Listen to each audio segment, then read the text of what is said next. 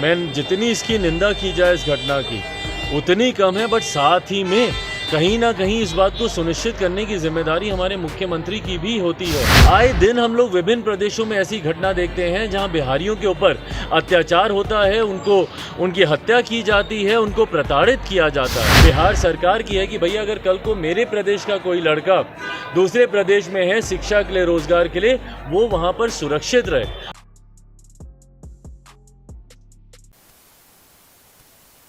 नमस्कार, बिहार के digital media का जनक भारत लाइव देख रहे हैं आप। नीतीश कुमार जी ने चिराग पासवान जी के साथ संबंधों पर कुंडी लगा रखी है, लेकिन बिहार की राजनीति में ताला नाम का कोई वर्ड नहीं होता है। ताला होता है तो चाबी भी होती है, लेकिन बिहार में फिलहाल कुंडी का ही राज चल रहा है। जब जहां लोगों का दिल मिले वहां कुंडी खोलिए और शामिल हो जाइए। और ऐसे में नीतीश कुमार जी के पास वजह भी है, वजह तो चिराग पासवान जी के भी पास है। यानी कि अगर देखें तो दिल में घाव दोनों ओर है। एक ओर जहां चिराग पासवान जी ये आरोप लगाते रहे हैं कि नीतीश कुमार जी ने उनके दल को तोड़ा, वहीं दूसरी ओर नीतीश कुमार जी ये आरोप लगाते रहे हैं, उनके पार्टी के लोग लगाते रहे हैं, भीतर खानों में इस बात की चर्चा होती रही है कि चिराग पासवान जी ने पानी पी पी करके नीतीश कुमार जी के प्रत्याशियों को हराया। 115 सीट पर जब कभी जदयू रहा करती थी, उस जदयू को 43 सीट पर लाने वाला अगर कोई है बिहार में तो वो चिराग पासवान जी की जो है वो प्रत्यक्ष रूप से सबके सामने दिख रहे थे। भीतर कोई राजनीति नहीं चल रही थी। बिहार विधानसभा चुनाव 2020 के दौरान खुल करके सब कुछ सामने था, प्रत्यक्ष था। और प्रत्यक्ष को प्रमाण क्या, भारत लाइव की टीम ने आपको सारी बातें दिखाई थी। लेकिन अब आपको बता दें कि क्या नीतीश कुमार जी चिराग पासवान जी की बात मान लेंगे? कौन सी बात? अगर आप ये सवाल कर रहे हैं तो चलिए आपको बताते हैं। दरअसल कश्मीर में बिहारियों के साथ अन्याय हो रहा है। बिहारियों को और जो गैर कश्मीरी लोग हैं उन्हें आतंकवादी संगठनों के द्वारा मौत के घाट उतारा जा रहा है। इसके बाद बिहार के जो राजनीतिक लोग हैं वे लगातार इस पर सवाल खड़े कर रहे हैं। जीतन राम मांझी जी ने जहां कंट्रोल मांगा है मोदी और अमित शाह जी से कि 15 दिन के लिए कश्मीर पर कंट्रोल बिहारियों का दे दीजिए, 15 दिन में सब ठीक कर देंगे, वहीं दूसरी ओर चिराग पासवान की बात करें तो उन्होंने नीतीश कुमार जी को जिम्मेदार ठहराया है। उन्होंने कहा है कि बिहार के लोग जब बिहार से बाहर रहते हैं तो इसकी भी जिम्मेदारी यहाँ की सरकार की है। इसके साथ ही उन्होंने कहा कि हमने फर्स्ट बिहार फर्स्ट बिहारी वाला जो हमारा विजन है उसमें एक प्रवासी मंत्रालय की हमने घोषणा की थी, योजना बनाई थी, जिसका काम होता होगा कि जो बिहार से रहने वाले, जो बिहार से बाहर रहने वाले जो बिहार के लोग हैं, रोजगार के लिए, शिक्षा के लिए, कमाई खटाई के लिए गए हैं, तो उन पर निगरानी, उनको सुरक्षा देने का भरोसा, उनकी सुविधाओं की निगरानी बिहार सरकार करेगी, बिहार सरकार का वो मंत्रालय करेगा।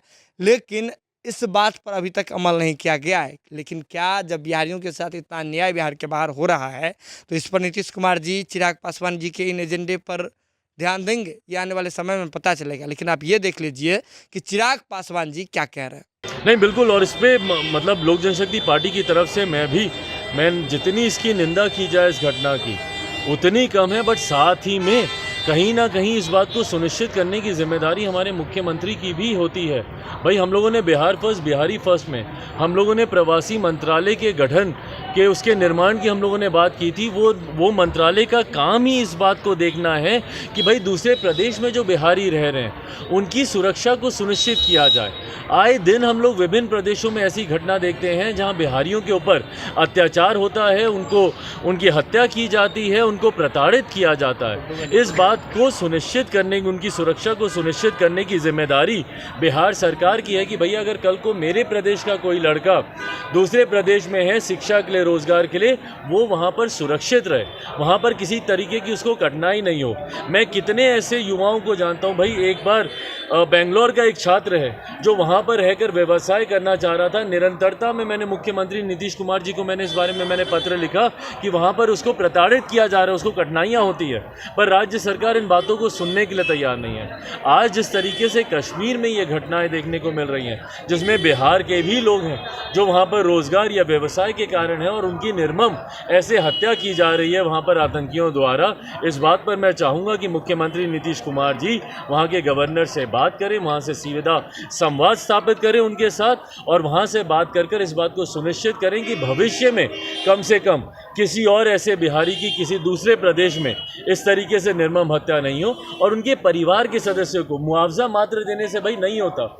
एक कमाऊ सदस्य मात्र 2 लाख का आप उनको मुआवजा दे रहे हैं, एक ऐसे परिवार का जिसका कमाऊ सदस्य की हत्या। अगर वो कमा रहा होता बिहार में तो उसको कश्मीर जाने की जरूरत क्यों पड़ती? कश्मीर वो गया कमाने के लिए और वहाँ पर उसकी हत्या हो गई और आप सोच रहे हैं कि 2 लाख रुपए का मुआवजा देकर आपने मरहम पट्टी कर दी, आपने उनका इंतजाम कर दिया।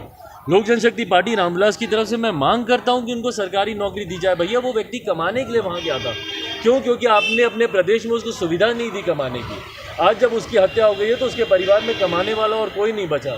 तो जो भी ऐसे हैं जिनकी हत्या दूसरे राज्य में हुई है उनके परिवार वालों को कम से कम सरकारी नौकरी तो मुख्यमंत्री नीतीश कुमार जी दें, ताकि उनकी हत्या के बाद उनकी जीविका के ऊपर, उनके परिवार के रहन सहन के ऊपर किसी तरीके की कठिनाई ना आए। गिरिराज सिंह ने T20 अगर ये वीडियो पसंद आई और वह बिहार के राजनीति और बिहारियत से सरोकार रखेनी तो सब्सक्राइब बटन दबा के चैनल के सब्सक्राइब कर ली। ओजे एगो घंटी बा, ओकरा बटन दबा देला से कुल सटीक और मारक खबर रुआ मुफ्त में मिल जाई। अगर रुआ पत्रकारिता के हमनी के नया प्रयोग में सहयोग कर चाहतानी तो ज्वाइन बटन दबा दी। पेटीएम नंबर नोट कर ली 9386816700। धन्यवाद।